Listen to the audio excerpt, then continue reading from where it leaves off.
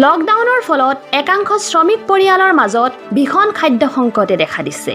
তেনেস্থলত খাদ্য সংকটৰ সময়ত গাঁৱৰ দৰিদ্ৰ পৰিয়ালক খাদ্য সামগ্ৰী যোগানৰ বাবে আগবাঢ়ি আহিছে একাংশ হৃদয়বান লোক।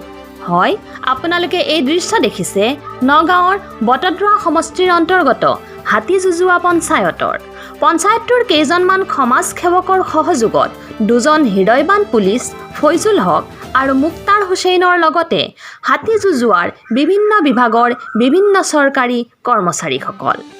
পঞ্চায়তটোত আজি প্ৰায় ৭০টা পৰিয়ালক আগবঢ়াইছে খাদ্য সামগ্ৰী। হাতীযুজুৱাৰ প্ৰায় ৭০ পৰিয়ালৰ ঘৰে ঘৰে ঘূৰি এইদৰেই দৰিদ্ৰজনলৈ বিলাইছে চাউল, দালি, আলু, মুড়ি, বিস্কুট, মিঠাতেল, পিঁয়াজ ইত্যাদি খাদ্য সামগ্ৰী। হাতীযুজুৱাৰ চাকৰিয়ালে দৰিদ্ৰলৈ আগবঢ়োৱা সাহায্যৰ পাছত প্ৰশংসাত পঞ্চমুখ দৰিদ্ৰ শ্ৰেণীৰ প্ৰতিটো সংশ্লিষ্ট পৰিয়ালসমূহ। এই চৰকাৰে লকডাউন দিয়াৰ পিছত আমাৰ হাতীযুজুৱা খলিয়ামাৰী এইখিনি বহুত দুখীয়া মানুহ, গতিকে এতিয়া চলিব নোৱাৰা অৱস্থা গৈছে, লঘোণা আছে কিছুমান মানুহ।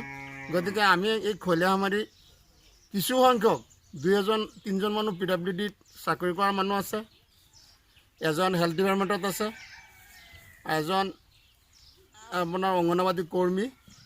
আমি এই কেইজনমানে মিলি আৰু আমাৰ ৰাইজে অলপ আমাৰ লগত সহায় সহযোগিতা আগবঢ়াইছে। সেইকেইজনে মিলি আমি এতিয়া যিসকলে দিন হাজিৰা কৰি খোৱা মানুহ, এতিয়াতো দিন হাজিৰা কৰিব নোৱাৰে, তেওঁলোকে লঘোণ আছে, গতিকে তেওঁলোকক আমি কিছুমান খাদ্য সামগ্ৰী তেওঁলোকক যোগান ধৰিছোঁ।